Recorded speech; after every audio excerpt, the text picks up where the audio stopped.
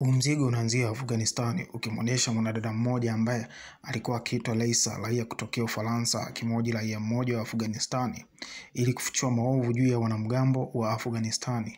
Lakini soon ikaonekana wanamgambo wamemshtukia mwanadada kwamba ndo anatoa siri za nchi ya kikosi chao.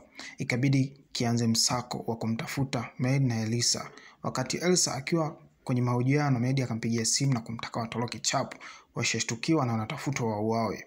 Asa wakati wanakimbia mji ushanuka, wanatafutwa kila kona na mwishowe wakatekwa na dereva aliyekuwa anawatorosha, kuuawa pale pale na waandishi wa habari wakatekwa.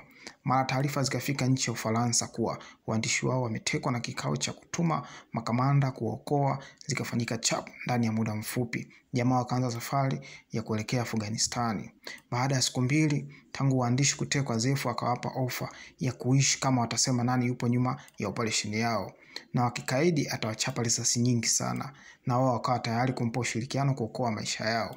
Kikosi cha Ufaransa kikiongozwa na Kamanda Kovacs kikaonekana kufika nchini Afghanistan pembezoni kidogo mwa milima ya Himalaya na kusogea mpaka kwenye kambi ya Zefu na kufanikiwa kuwaokoa waandishi wa habari na kusepa nao. Lakini hawakufika mbali, wanamgambo walishtuka kama wamevamiwa. Zilipigwa risasi nyingi sana. Vita ilipigwa takriban siku 7 mfululizo. Kikosi cha Kovacs kikazidiwa nguvu na kuuawa baadhi ya wanajeshi wake. Lakini hawakuchoka. Mbali na kupita kwenye majangwa na barafu kali, ilifika mahali mwamba alikata tamaa ya kufika kambi yao ndogo ya jeshi iliyokuwepo mpakani kupata msaada. Ila kutokana na njaa kali kiu pamoja na miguu yake kuvunjika baada ya kubanwa na jiwe mlimani, walishindwa kutembea. Ikabidi wamuamini mwanadada Elisa kwenda kutoa taarifa kambini waje kuchukuliwa. Baada ya safari ya siku 2 bila mafanikio ya kufika kambini, mwanadada alikata moto kwa kiu na njaa, ila kwa bahati nzuri ilipita gari ya jeshi ikamchukua mpaka kambini akapatiwa msaada. Alipozinduka akawapa taarifa kuwa mwamba kikosi chake chote kimeteketea, ila yeye na kijana wake mmoja bado wazima.